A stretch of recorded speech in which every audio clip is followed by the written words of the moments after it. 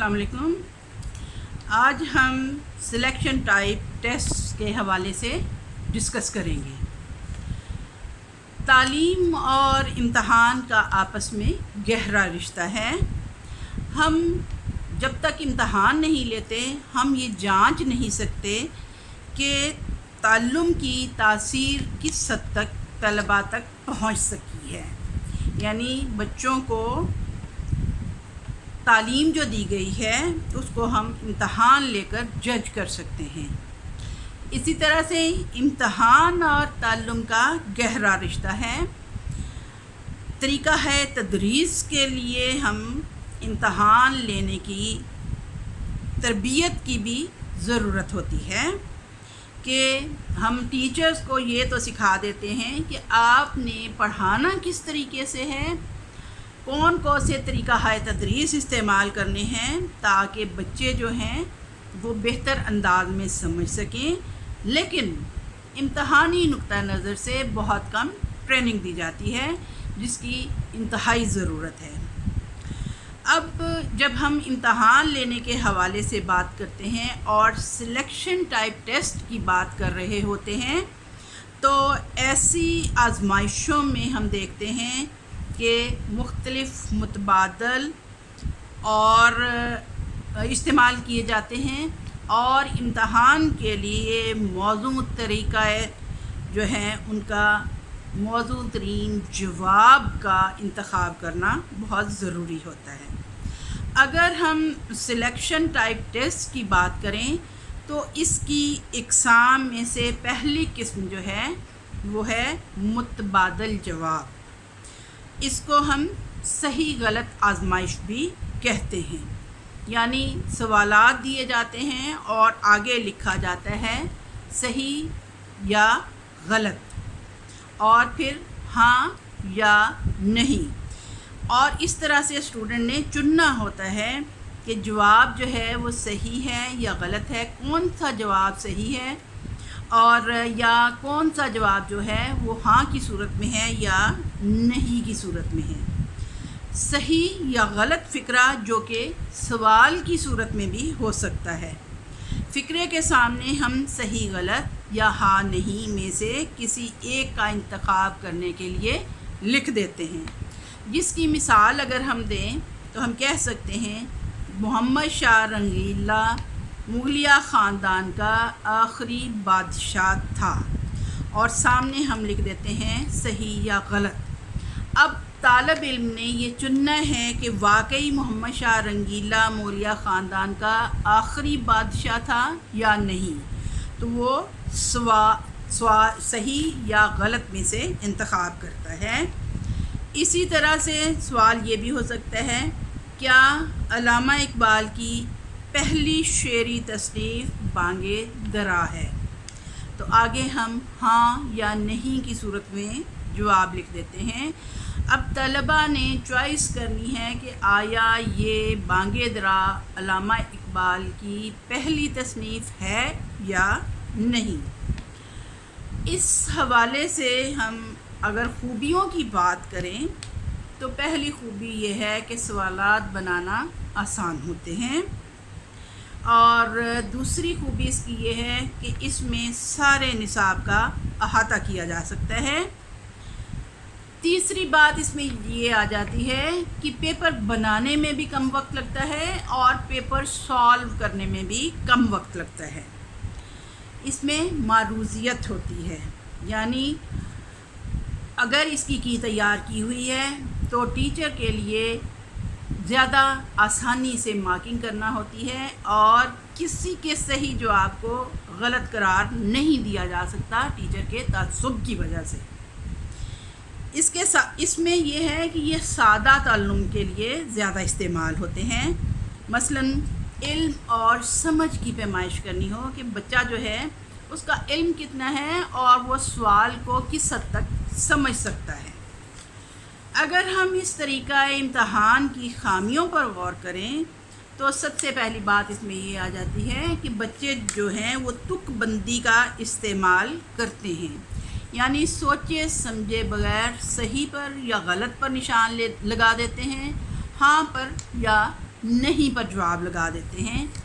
پھر یہ ہے کہ اس میں نقل بہت آسان ہوتی ہے، اسٹوڈنٹس ایک دوسروں کو اشاروں کی زبان میں بھی نقل کروا سکتے ہیں۔ پھر یہ ہے کہ اس میں ٹیچرز بھی اشارات دے سکتے ہیں، جیسے صحیح اور غلط بیانات لکھنے کی ایک خاص ترتیب ٹیچرز بنا دیتے ہیں، جس سے بچوں کو گیس کرنا آسان ہو جاتا ہے کہ کون سے کتنے سوالات صحیح ہو سکتے ہیں ڈائریکٹلی اور کتنے غلط۔ پھر یہ ہے کہ پیچیدہ تعلم کی پیمائش ناممکن ہوتی ہے اور اس میں رٹا بازی پر انحصار زیادہ ہو جاتا ہے، اور پھر یہ ہوتا ہے کہ یا تو بچے تک بندی سے تمام سوالات کے جواب صحیح دے دیتے ہیں یا پھر تمام سوالات کے جوابات غلط دیتے ہیں۔ اس طرح سے درمیانی پوزیشن کی گنجائش باقی نہیں رہتی۔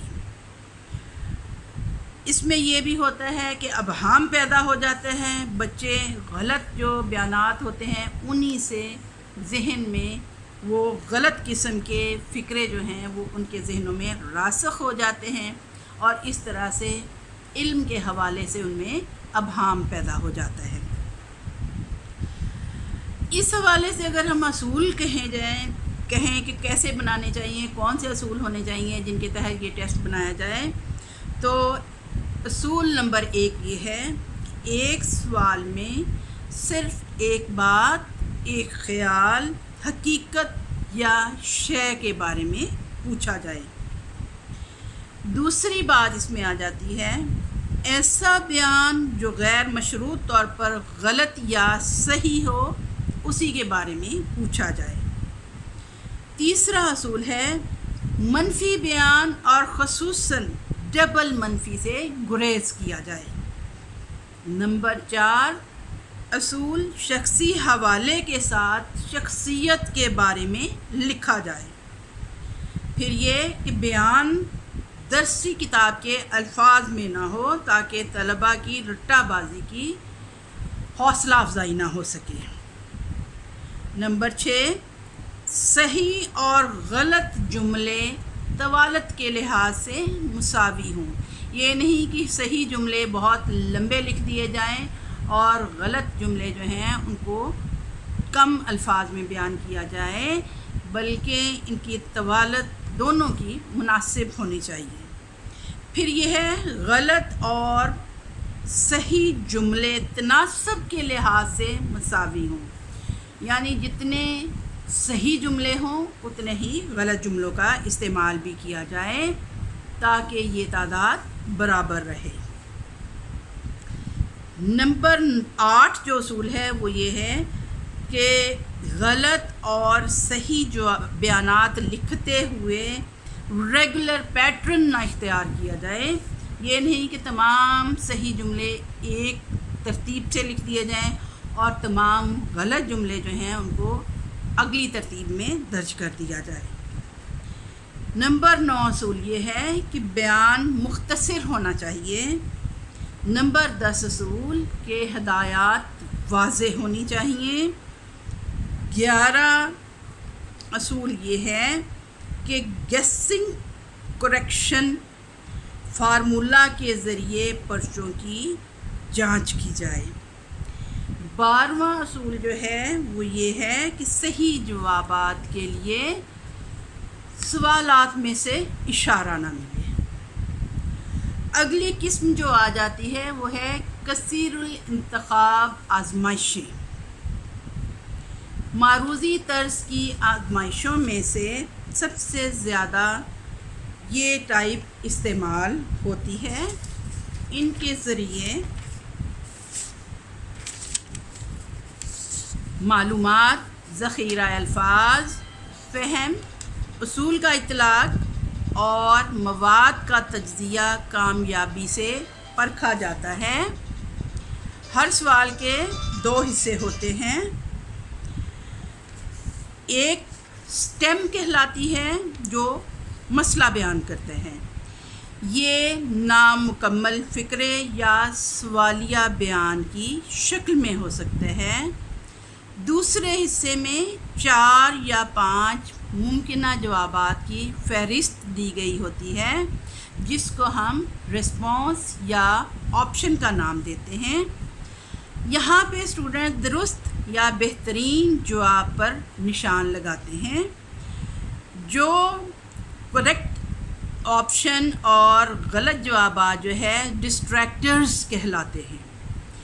اس میں مثال کے طور پہ ہم کہہ سکتے ہیں کہ اسلامی جمہوریہ پاکستان کا پہلا صدر کون تھا، اس کو ہم سٹیم کہیں گے، جبکہ اس کے رسپانس یا آپشنز میں نمبر 1 قائد اعظم، نمبر 2 غلام محمد، نمبر 3 سکندر مرزا، نمبر 4 ایوب خان۔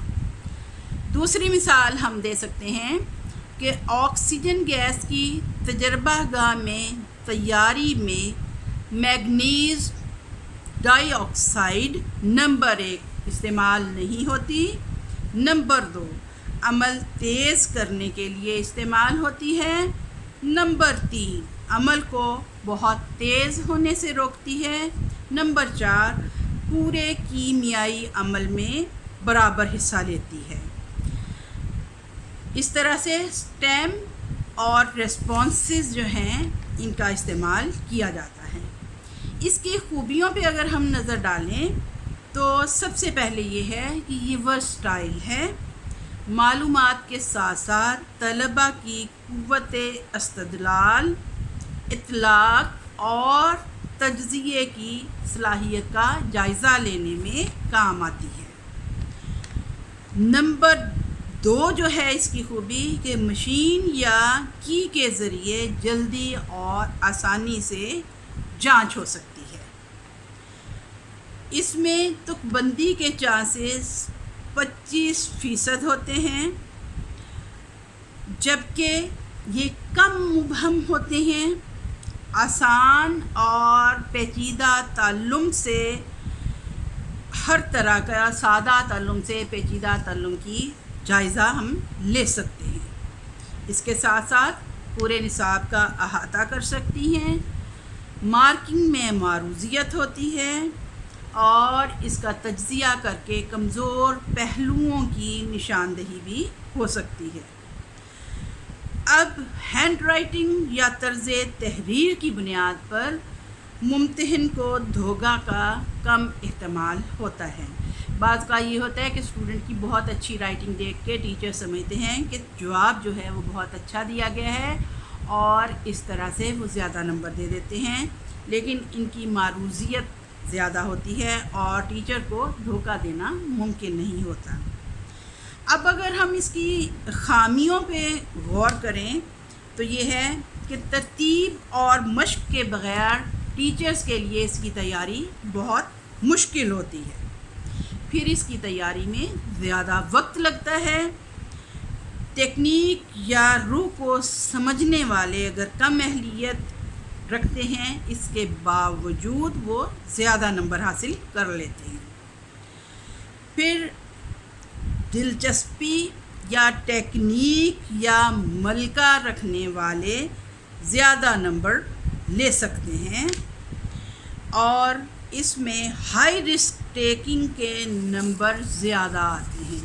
یعنی اس میں کہتے ہیں کہ اسٹوڈنٹس جو ہیں لاواں لاواں کنو لاواں کا استعمال کر لیتے ہیں، یعنی اس ٹیکنیک کے استعمال سے ان میں نالج نہ ہونے کے باوجود بھی وہ زیادہ نمبر حاصل کر سکتے ہیں۔ پھر یہ ہے کہ نئے خیالات کا موقع کم ملتے ہیں، اور کم فہمی کی وجہ سے یعنی سمجھ نہ پانے کی وجہ سے بھی طلبہ مارکس کم لے سکتے ہیں۔ ذہین طلبہ جو ہیں وہ سوال میں ابہام ہونے کی وجہ سے غلط جواب کا انتخاب بھی کر سکتے ہیں۔ ان میں ایک ہی درست جواب متصور ہوتا ہے۔ رویوں اور حرکی مہارتوں کی پیمائش نہیں ہو سکتی۔ طلبہ متبادلات کو ریجیکٹ کرتے ہوئے صحیح جواب تک بآسانی پہنچ جاتے ہیں۔ اس کے حوالے سے اگر ہم اصول دیکھیں کہ کیا ہونے چاہیے تیاری کے، تو سٹیم جو ہے اس کو واضح اور ایک ہی مسئلے کا بیان کرنا چاہیے، اور سٹیم میں سوال کی زیادہ سے زیادہ عبارت آ جانی چاہیے۔ پھر یہ ہے کہ آپشنز یا آلٹرنیٹیوز جو ہیں، رسپانسز جو ہیں، وہ مختصر ہونے چاہیے۔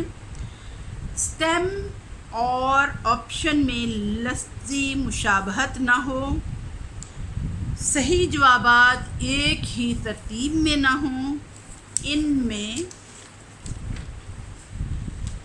کوئی نہیں یا یہ سب کا استعمال نہیں ہونا چاہیے۔ رسپانسز میں تمام آپشنز قواعد کے لحاظ سے سٹیم کی عبارت سے ہم آہنگ ہونے چاہیے۔ آپشن میں دو مترادف یا دو متضاد الفاظ استعمال نہ کیے جائیں۔ جانچ کے لیے گیسنگ کریکشن کا فارمولہ استعمال نہ کیا جائے۔ پھر سٹیم میں منفی جملہ نہیں آنا چاہیے، اور آپشنز کی طوالت مساوی ہونی چاہیے۔ اس میں تیسری قسم آ جاتی ہے تقابلی آزمائشیں۔ تقابلی آزمائشیں دراصل کثیر الانتخاب آزمائشوں کی مخصوص شکل ہوتی ہیں، ایک وقت میں کئی مسائل کی جانچ کرتی ہیں۔ الفاظ کے مطالب، تحریکوں اور واقعات کے سال جو ہیں ان کو چیک کیا جا سکتا ہے۔ تاریخی شخصیات کے کارنامے، کیمیائی نام، علامتیں اور فارمولوں کے بارے میں سوال ہو سکتا ہے۔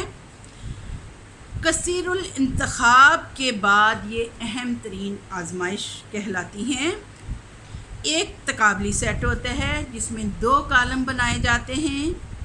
ایک کالم میں مسائل کا مجموعہ ہوتا ہے نمبر شمار کے ساتھ، جس کو پریمیزز کہتے ہیں، اور دوسرے کالم میں رسپانسز ہوتے ہیں۔ پھر یہ ہدایت نمبر لکھے جاتے ہیں، درست پر ایک نمبر۔